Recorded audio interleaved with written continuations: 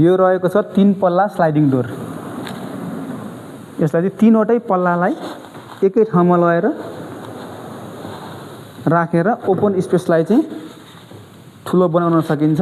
र त्यो भन्दा माथिका स्पेस भएको यो स्लाइडिङ डोर अति उपयोगी हुन्छ।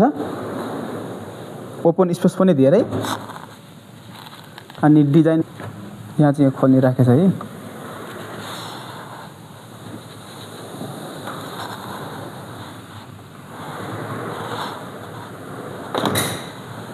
यो रहेको छ 3 पल्ला स्लाइडिङ डोर।